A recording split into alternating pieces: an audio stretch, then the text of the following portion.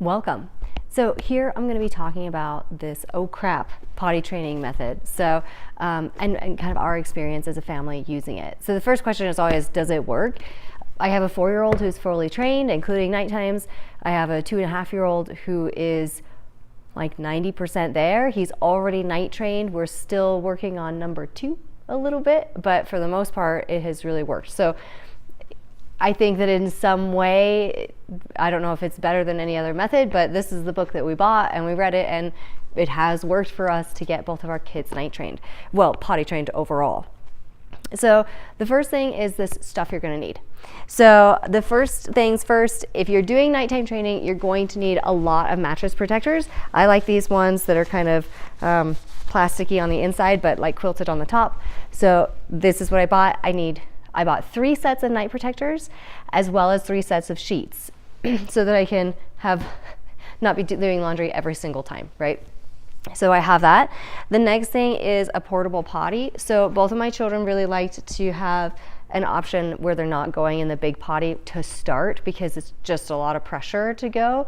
So the portable potty for us was really a good fit for that, and it makes it easier to train for number 2 because it's a more squatting position, and it is recommended in the book that you get something like this, some kind of portable option.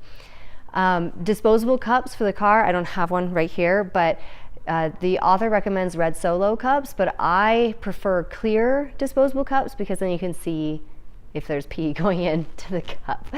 So those you'll keep in the car for emergencies while you're out and about. A small cup for nighttime drinking. So we actually got these little tiny cups at a beer festival.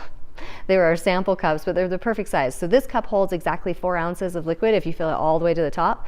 I usually fill it about halfway, and then he gets to feel like he has, a pretty full cup of water, but it's only a couple ounces. So this is for nighttime, so that you can kind of reduce the amount. They're not like chugging water right before they go to sleep. You're going to need lots of changes of clothes. So our 2-year-old is wearing a variety of sizes right now. I just went to the secondhand store, the ARC or the Goodwill or whatever, and I bought basically everything from 18 months to 3 years that I could pants wise, just so that he can have as many changes of clothes as he wants. The 18-month pants are like high waters on him. They're pretty short, but it's fine for just getting through the training period. Toddler underwear. So toddler underwear is actually pretty challenging to find. If you look it up, a lot of what you get is either pull-ups, which are disposable anyway, or absorbent reusable underwear or regular underwear, cloth underwear. But I don't want that. I want regular underwear. I don't want it to absorb because I want them to feel the feeling of having an accident so that they start to learn that that's not a desirable outcome. So I have 2 that I found on Amazon. This one has like a elasticy band, and it's honestly not my favorite. I don't like that elastic on their skin. I think it's kind of irritating.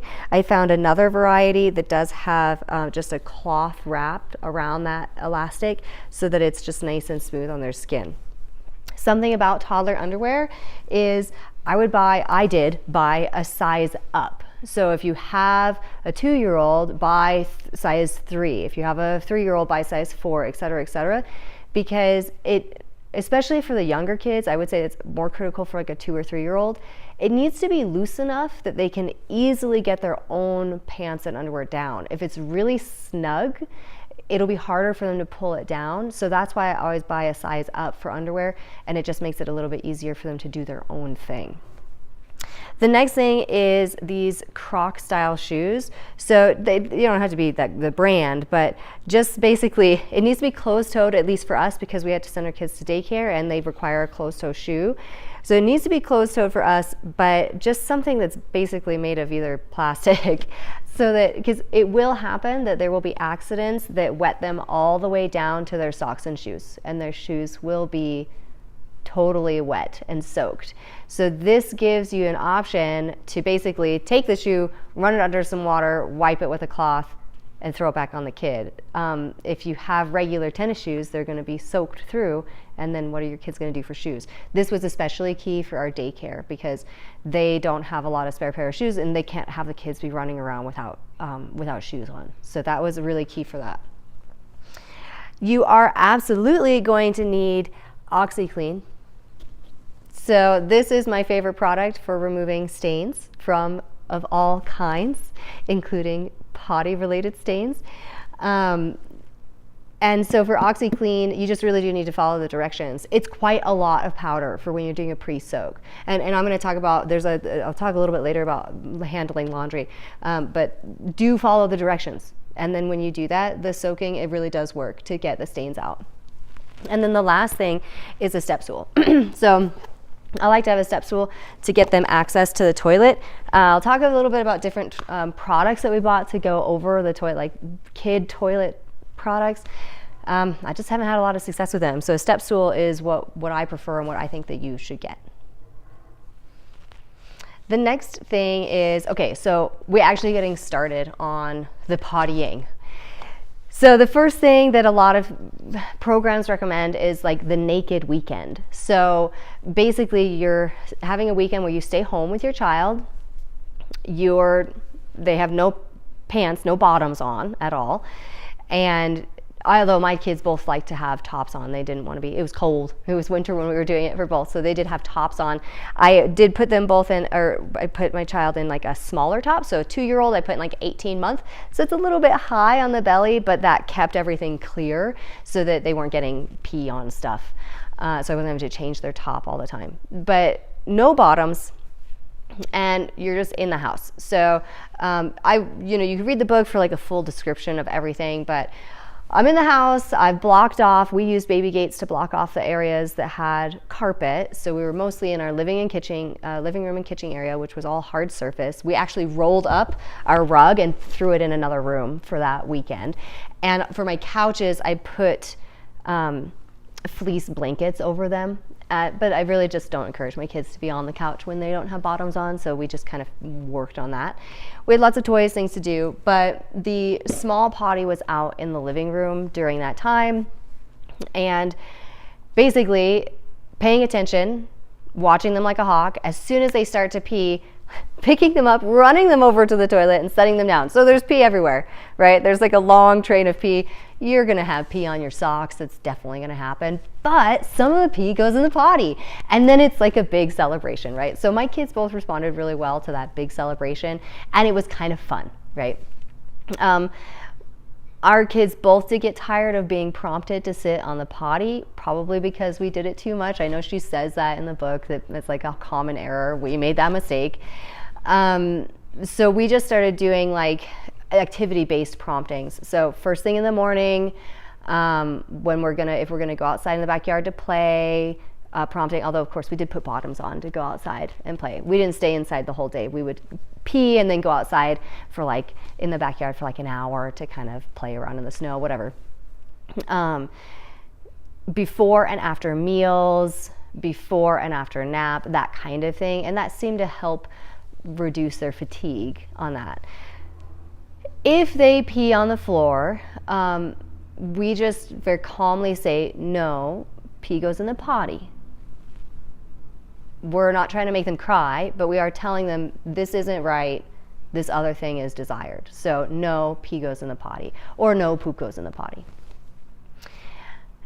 At this time, it's the first weekend and it's a totally new thing. So the child is not all responsible for their pottying. Up until this point, they've always been doing it in a diaper. I am responsible for their pottying. So if they peed on the floor, which they did, plenty of, and pooped on the floor, that was my fault. So I need to keep an eye on that. So then, working through that first weekend, it was a pretty successful weekend. By the end of the weekend, we felt like, okay, like we kind of have a handle, especially on pee, to be able to feel like we're making progress. And then the last thing is that if they do have a big accident, it's the nature of toileting that once you go, you don't need to go again immediately. So if they have a huge pee or poop on the floor, they're not going to be able to then immediately produce a pee or poop for the toilet. So what we did is, as soon as we saw that had happened, we put them on the toilet, and then we just had them there until we were finished cleaning up. That was about the right length of time for us. They usually didn't get anything out. If they did get a few more drops out, that was a big celebration. But they're not going to go again. They just went. So we didn't want it to feel like a punishment, but we also just want to be like, okay, like, here's the thing. Please sit there until mommy's done cleaning this up. So that's how we handled that naked weekend. And by the end of it, it felt like we were doing pretty good, and like our child was, we at least kind of had a handle on some things. We were making some progress. The next thing is that after the weekend, we sent our child back to daycare. Now, maybe not everyone's, well, obviously not everyone's going to do this, but we both work full time, so we had to kind of take that jump right away. Something that we noticed that very first day, they did not pee in the potty at all. They had like 6 accidents that day, that first day back to daycare. So we went in and talked to the teachers about it, and they were just terrified. So they have small potties at the daycare that are like low to the ground, but the bowls are still pretty wide. And so I like take my child in there. I'm watching him. He's holding himself on the toilet, just like in a state of pure panic that he's going to fall in. Because honestly, he is going to fall in. He's a tiny little child on this like really wide toilet. Just because it's short doesn't really mean that it's child size, I guess.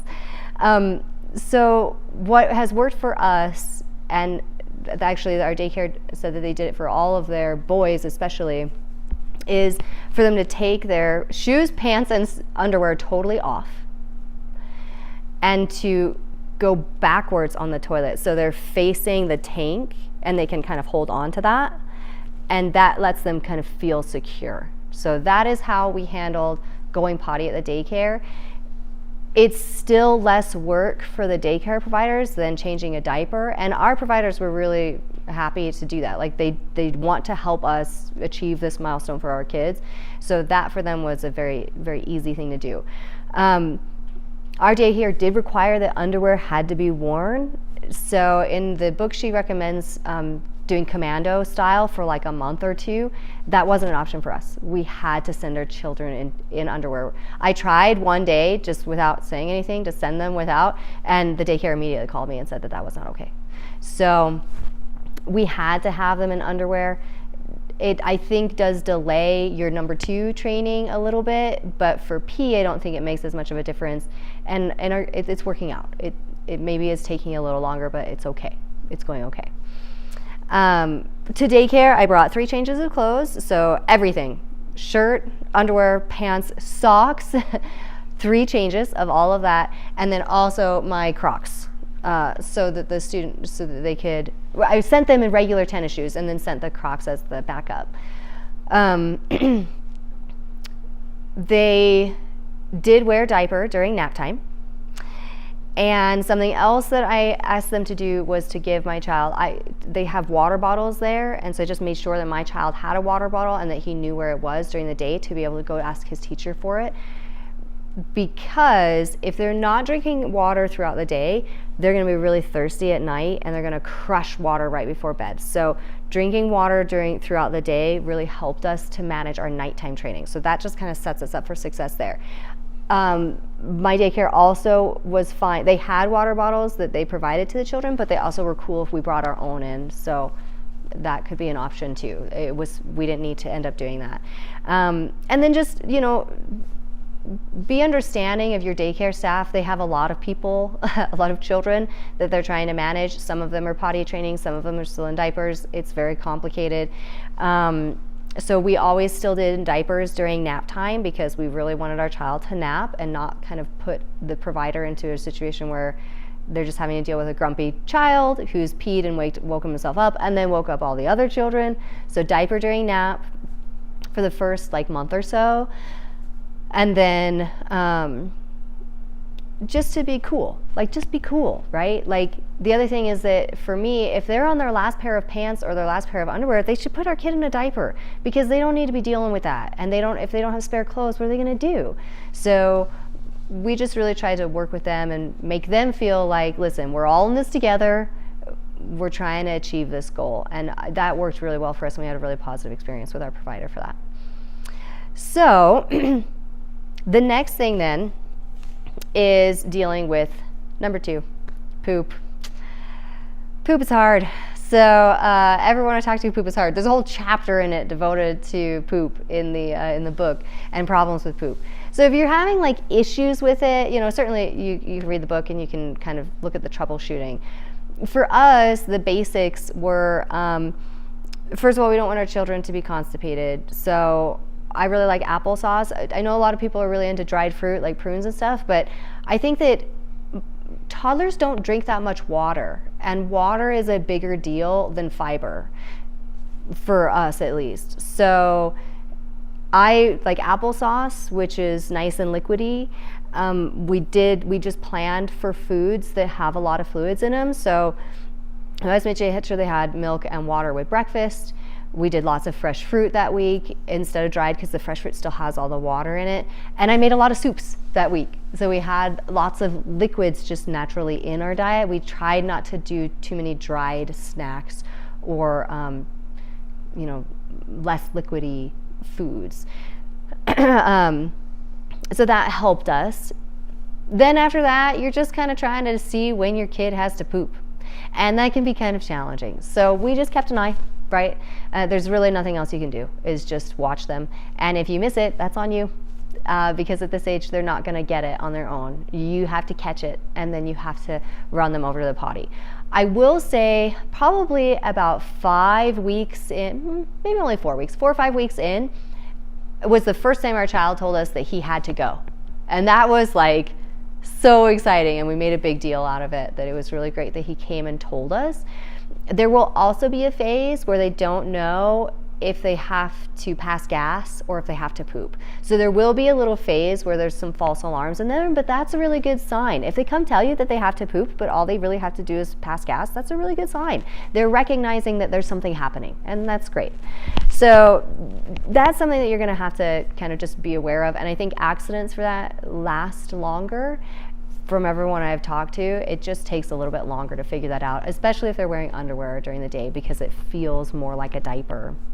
So figure it out, pay close attention, and be patient with it. It's going to take time, for sure, before you're out of that. I would say it's going to take you 4 months to get out of the phase where you feel like you can pretty consistently not have accidents.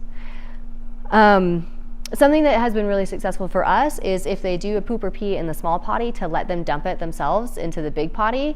Yeah, you do have to monitor it so they don't just kind of like get stuff all over. I don't want them to have poop on their hands. Gross. So it does require some monitoring, but at 2.5, my kid has enough motor control that he's not going to get it on himself. He's okay.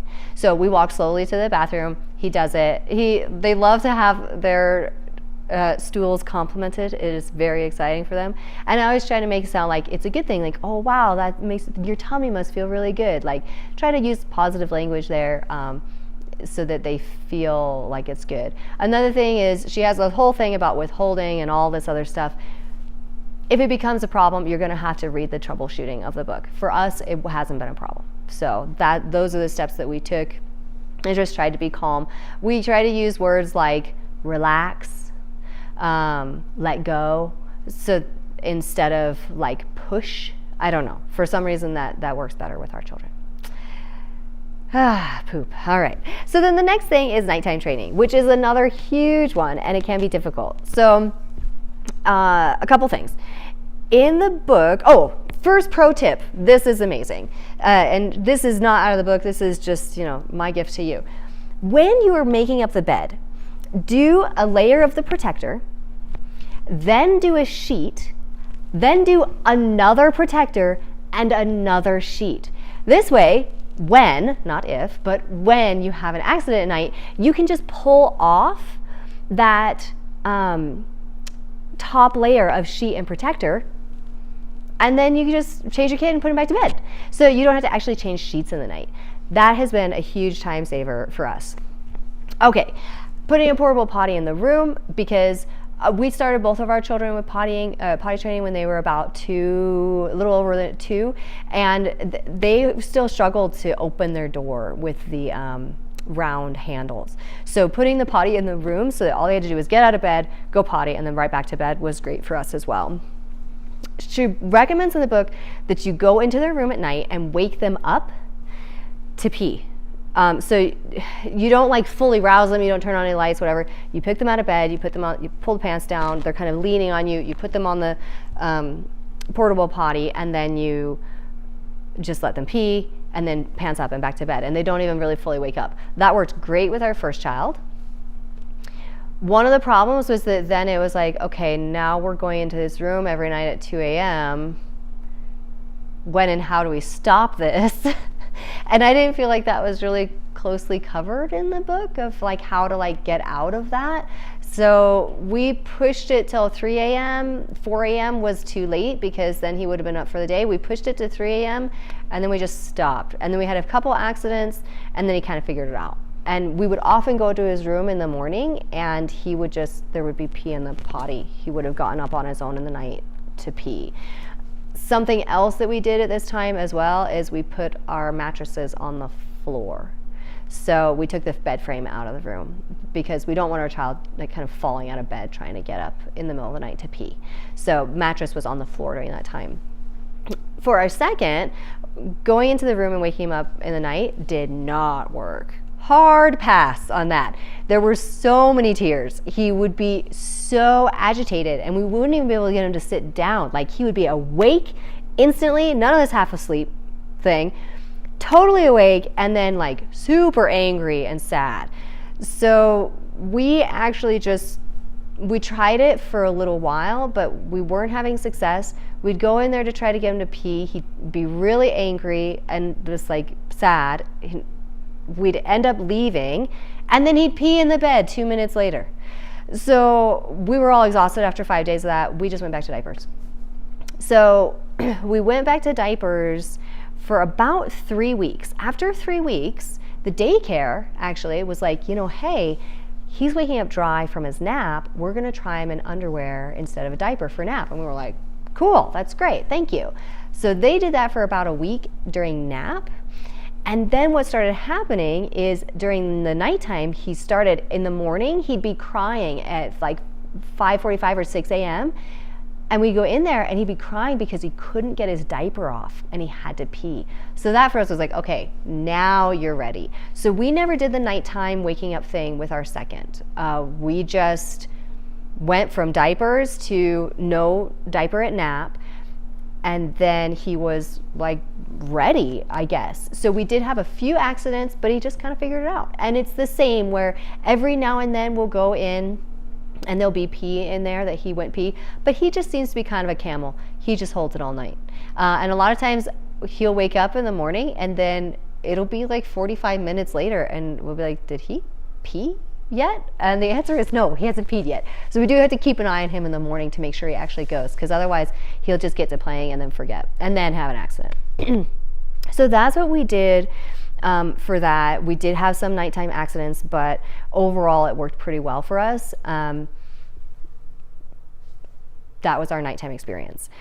And again, having a water bottle at school helped because then they were both drinking more water at school and less water in the evenings. We still used our small cup for nighttime drink. We did that probably for about 2 months. We made sure that they were just having a small cup right before bed if they wanted some water before bed. We don't offer it. We wait for them to ask. But now it's been like 2 months that we've since we started training our 2-year-old, and I don't worry about nighttime drinks anymore. Sometimes I go into his room and there's pee in the potty. And so I don't worry about it anymore. So additional just things, thoughts and things that I think are worth addressing. We have 2 boys. The thing about standing up to pee. So first of all, I mean, this potty, I don't see that there's going to be a lot of success with that. My family owned a housekeeping business.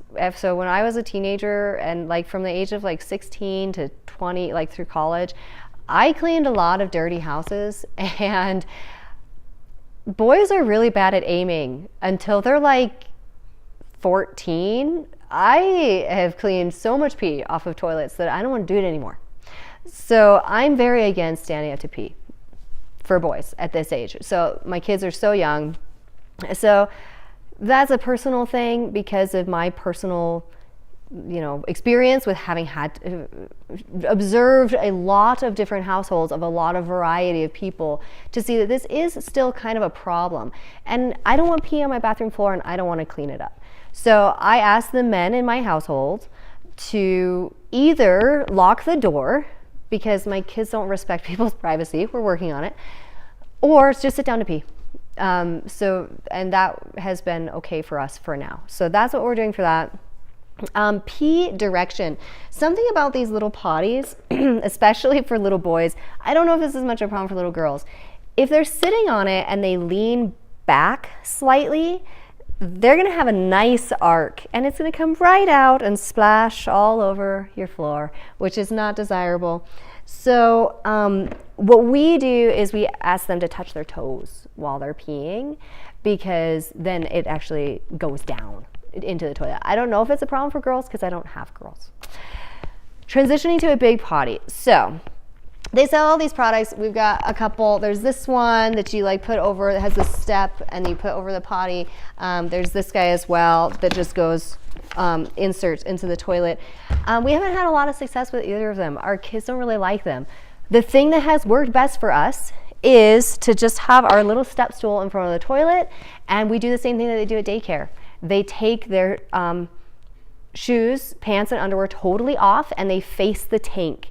They either hold onto the tank while they're peeing or pooping, whatever they need to do, because it's very stable. And then they also really like to flush while they're still sitting, right? The flusher is right there. So that has worked really well for us for transitioning to the big potty, because you don't want to be cleaning this forever, right? So now that we've been doing it for about 2 months, we're trying to transition away from this and we're making good progress in moving to the big potty. The last thing is laundry.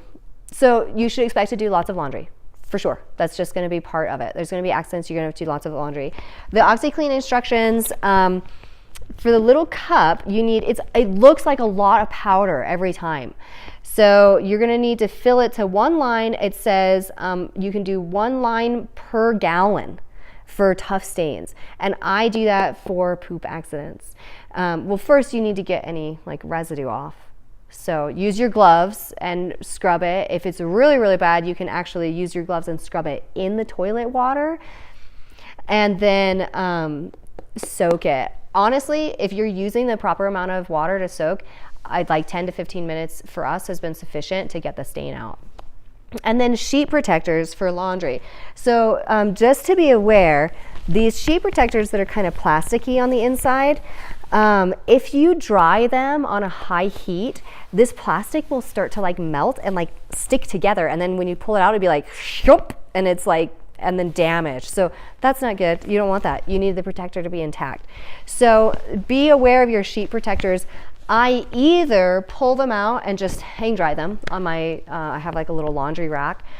That's another reason why I have 3 of them, is so I have time to do that.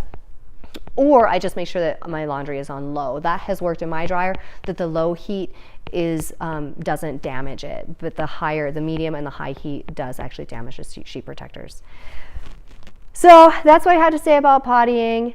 It worked for us. We liked the book. We've used it for 2 kids, both boys.